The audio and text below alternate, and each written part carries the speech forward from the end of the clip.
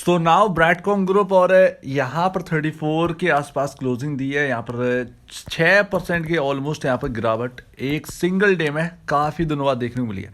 अब selling pressure इतना काफ़ी ज़्यादा था, लेकिन इसके अंदर नेगेटिविटी ये आई कहाँ से ये समझ में नहीं आता। तो इसको समझने की थोड़ी सी कोशिश करेंगे। 5% के आसपास के नीचे की क्लोजिंग दी है। तो सबसे पहले तो चार्ट को देखते हैं। देखिए ऑलमोस्ट यहाँ पर जो है 4, 4.5, 5 दिन से यहाँ पर जो है गिरावट चल रही थी, लेकिन यहाँ पर अगर हम ये देखें कि स्टिल यहाँ पर अभी एक बिग कैंडल बनी है और उस बिग कैंडल ने एक तो एवरेज लाइन को आपका क्रॉस कर दिया है, ठीक है, उसे तोड़कर नीचे आ चुका है। उसके बाद यहाँ पर जो है टकराया वो कहाँ जाकर ट्रेंड लाइन से टकरा गया है। अब भाई कल तो इसका यहाँ पर जो है एक परीक्षण होने वाला है। रियलिटी फेस तो ये कल ही करने वाला है, क्योंकि अगर ट्रेंड लाइन भी अगर ये ब्रेक कर जाएगा तो सब कुछ गया, मिट गया। मतलब ये देख रहे हैं ना, ये ट्रेंड लाइन कब से चलती चली आ रही है इस स्टॉक के अंदर, वो वहाँ पर टकरा रहा है।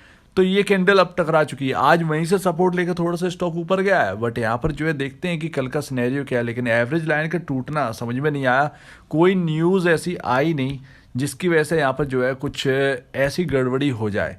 ये सिर्फ और सिर्फ यहाँ पर बस वही है कि यहाँ पर 2 करोड़ का वॉल्यूम, ये तो सीधे यही कहता है कि भाई यहाँ पर नीचे पे खरीदो ऊपर पे बेचो, और स्टॉक के अंदर यही चल रहा है। आसपास ये ऑलमोस्ट यहाँ पर कब से झूल रहा है, कम से कम 10, 12, 15, 20 दिन हो चुके होंगे कि यहाँ पर जो है ये अपने एवरेज लाइन के आसपास ही रहा। 5 दिन तो हमारे सामने ही एवरेज लाइन के आसपास रहा, लेकिन ब्रेकआउट सब कुछ फेल होते चले जा रहे हैं, ऑलमोस्ट फेल हो ही चुके हैं। और एक ब्रैडकॉम ग्रुप है जो कि सुस्ता रहा है इतना ज्यादा, लेकिन इसका ही एक कॉम्पिटिटर है वर्टोज एडवर्टाइजिंग लिमिटेड, जिसके ऊपर हम बात कर चुके हैं। यूएस में इसका भी हेडक्वार्टर है, सिर्फ लिस्टेड यहाँ पर जो है इंडिया के अंदर है।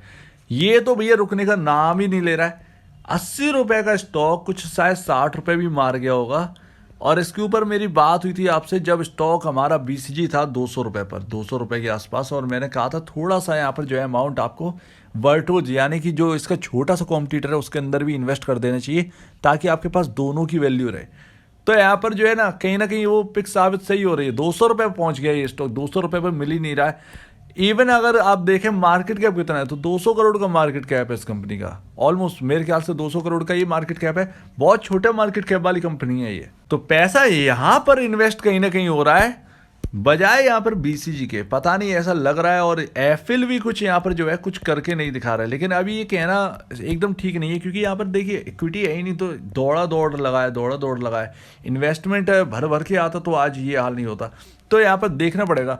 लेकिन बीसीजी के अंदर की कहानी ना वो कुछ समझी में नहीं आती है, मतलब क्या चलता रहता है। सिर्फ और सिर्फ ट्रेडिंग के नाम पर ही इस स्टॉक को चुना जा रहा है। कुछ बड़े लोगों ने बस इसमें ऐसा जाल फंसा रखा है बीसीजी के अंदर कि स्टॉक निकल ही नहीं पा रहा है। ये एफए तो सिर्फ नाम का है, फॉरेंसिक ऑडिट तो सिर्फ और सिर्फ नाम का है। इन्वेस्टमेंट आप देख रहे हैं ना कि कितनी भर भर के आ रही है इस स्टॉक के अंदर।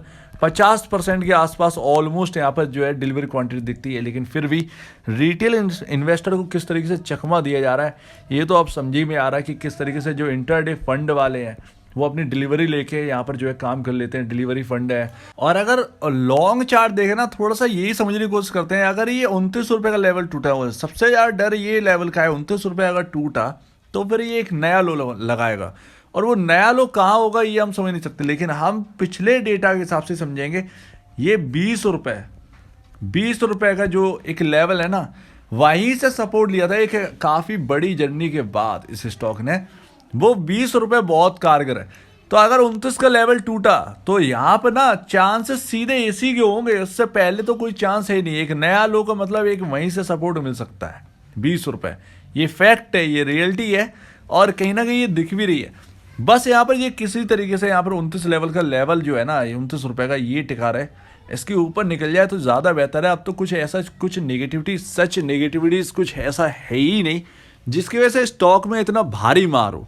मतलब एफए आएगा एफए में, लेकिन एफए की वजह से पूरा बर्बाद ही अगर स्टॉक की हो जाए तो ये कोई एक बिग रीज़न नहीं लगता है। ये सिर्फ और सिर्फ स्टॉक को थामा जा रहा है कैसे भी करके, उससे पैसा बनाया जा रहा है, निकाला जा रहा है। रिटेल इन्वेस्टर को चुपचाप बैठाला जा रहा है कि भैया चुपचाप बैठे रहो, बस आपको यहाँ पर कुछ नहीं देंगे। तो अभी क्या है कि ऐसा है, ये समझना काफ़ी ज़्यादा टफ है, और मुझे मेरे समझ से बहुत बाहर निकल चुकी है ये बात।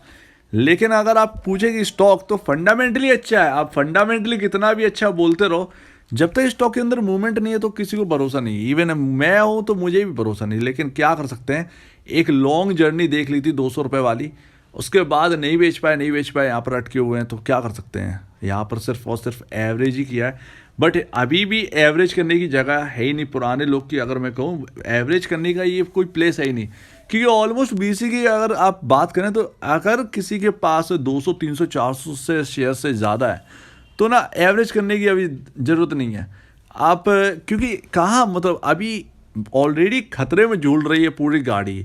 इस वक्त 29 रुपये का लेवल जो है वो खतरे की घंटी है, उसी के इर्द गिर्द ही घूम रहे हैं। अगर ऐसी 1-2 दिन और गिरावट आई तो 29 के लेवल तो आ जाएगा हाल। तो वही बात है ना, तो अभी ना सिर्फ और सिर्फ अभी वेट करिए, अगर 29 का लेवल टूटे तब ही पुराने लोग एवरेज करें, उससे पहले एवरेज नहीं। अगर किसी का बहुत छोटी क्वांटिटी है, जैसे 200 शेयर से नीचे है, करना चाह रहा है एवरेज कि हाँ भैया कर लेते हैं 50-60 शेयर और थोड़े से एडिशन हो जाएगा, तो फिर ठीक है, फिर 10 रुपये क्या देखने, फिर उसमें कर सकते हैं। लेकिन अगर किसी को बिग क्वांटिटी और वो फिर से एवरेज करने जा रहा है तो फिर कोई गलती, ये सारी चीज़ें गलत है। एक बात और मैं कहूँगा कि आप इन्वेस्टमेंट ज़्यादातर रोक दीजिए, क्यों पुराने लोग की बात कर रहा हूँ, नए लोगों के लिए तो बहुत जगह है, ये पूरा आप ही के लिए बन रखा है, ये पूरा ये सब पुराने लोगों की दिक्कत है। पुराने लोग ही बस थोड़ा सा सोचेंगे समझेंगे, नए लोगों के लिए तो पूरा एक कहे ओशियन डला है, जितना भरो उतना कम है, समझ रहे ना। तो यहाँ पर ना पुराने लोगों का बस यही है कि बस थोड़ा सा वेट है और देखते हैं स्टॉक में क्या है क्या नहीं है। कंपनी कोशिश कर रही है, कंपनी के ऊपर थोड़ी होता है स्टॉक के चलाना, मैनिपुलेट नहीं कर रही है। तो ये सारी चीज़ें हैं, बाकी फंडामेंटली बहुत अच्छा है, सबके लिए बेहतर है। एक लॉन्ग यहाँ पर जो है हमने एक रिटर्न देख लिया है, लेकिन उसके बाद एक पॉज जो है ना वो भारी पड़ रहा है। देखते हैं क्या होता है, लेट्स सी। 29 रुपये के लेवल पर नज़र रखिए, क्या होता है क्या नहीं होता है देखते हैं। लेकिन अभी जो है कुछ भी समझना ना इम्पॉसिबल है। तो उम्मीद है आपको पूरी बात यहाँ पर जो है वो समझ में आ गई होगी कि पुराने लोग के लिए अभी थोड़ा सा रुकना ज़्यादा सही रहेगा।